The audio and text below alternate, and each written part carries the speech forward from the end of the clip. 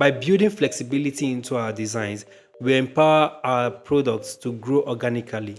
No need for constant overhauls. Our designs can gracefully evolve with the expanding demands of our user base. Hi everyone, welcome to 10 Minutes of Design with Chinedu Unfiltered. Here, we'll be talking about UX design, product strategy, products people use and how they make them feel, the latest technologies and how it is used by UX designers. All this from a professional, data-driven and personal view, which is undiluted. Today, we'll be talking about responsive design. Why is it important for product scalability?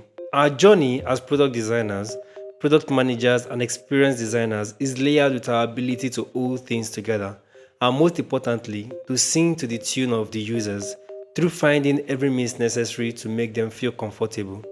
And one of the means we help our customers or users find comfort using products designed by us is through responsive design. I have seen a lot of designers start a product without factoring in responsiveness. In fact, they don't see the necessity, which is very, very worrisome. Some product people probably don't understand the importance. I know it took me a while to grasp the importance of having a mobile first approach to designing digital products. Not until I read a case study by RBB Ideas. They broke down the importance of thinking mobile first when designing a digital product, most importantly, websites and landing pages. RBB Ideas is a design agency based in the United Arab Emirates. I was reading the design documentation for their design for United Arab Emirates official website, and one thing struck me. They mentioned multiple times that they think mobile first when approaching a problem. I thought, wait, can you design for mobile devices first before translating the design to tab and web? Well, it sounded like something that was very possible. In my head, of course, and I believe it can be achieved one way or the other. It might just feel unconventional at first because it's not something we are basically used to. But reading further, it was clarified that they designed web first, but with the mobile first approach. Well, you might still think this doesn't even make any sense, right? Yes, it won't until you understand what it means. Thinking mobile first means stripping the design of all the unnecessary information or assets and maintaining what will be more visible or feasible on a mobile device and what people would mostly focus on. With this approach, you can then go ahead and scale the design for tab and web view.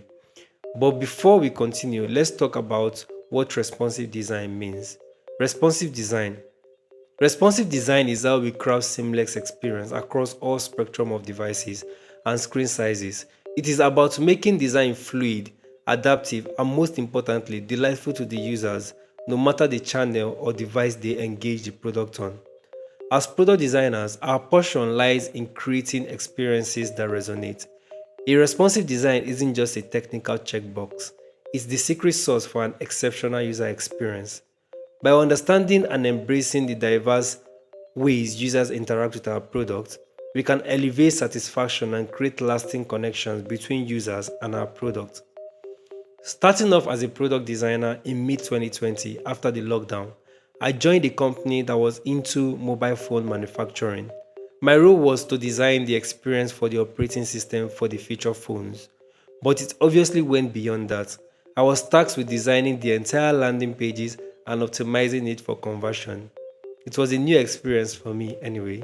I know I had designed landing pages before, several times in fact, especially during my internships, but never for a real product, and I had never thought of conversions too. This was a new terrain, a new way of thinking and doing things, but it was necessary I executed what has been requested of me. What I did next was to conduct a qualitative research. I needed to understand what the request is, and that was when I stumbled on an article that explained what I needed to do. Included in the article is the idea to make the website responsive, and the reason was simple. What device do you often use to access the internet? That's a very simple question, but it's something we hardly ask ourselves. The mobile phone, right? Well, you, I, and 95.8% of global users, according to Statista. So, it was obvious that thinking mobile first was the first solution before I start thinking about any other thing that would improve the experience and get more people to interact with the website. I got to work, and after a few months, I completed the designs for the landing page for Win Mobile. Win Mobile is the name of the mobile device that I was designing for. One thing led to another, and the project was never executed. The company shut down the following year, but what I learned stuck. Designing for conversion requires some of these elements to be present.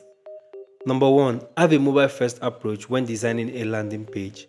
Number two, create a clear and concise copy. Number three, have a clear call to action.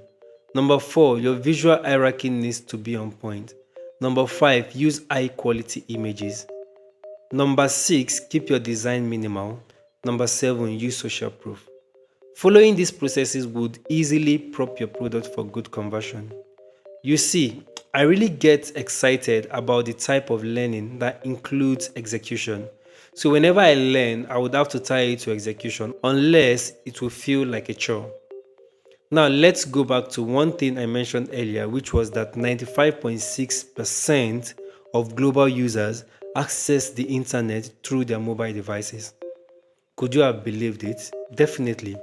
Almost 8 in 10 people have a smartphone. It's more now than it was in the 90s. Let me give you a quick rundown why this is very, very important and vital.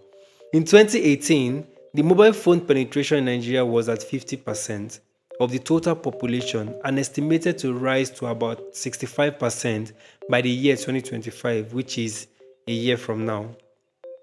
And according to Consumer Affairs, 97% of Americans own a mobile device. And in 2013, smartphone penetration in America was at 53%. And as recent as 2023, smartphone penetration is at 91%. Doesn't that tell you everything you need to know about scalability and, most importantly, what to focus a significant percentage of your manpower and energy on while designing that product? So, how does responsive design help product scale? Responsive design helps product scale when it can be available to the users or customers across several devices without compromising on the product performance, quality, or functionality.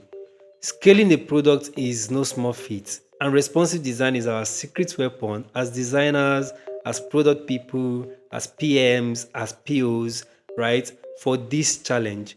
By building flexibility into our designs, we empower our products to grow organically.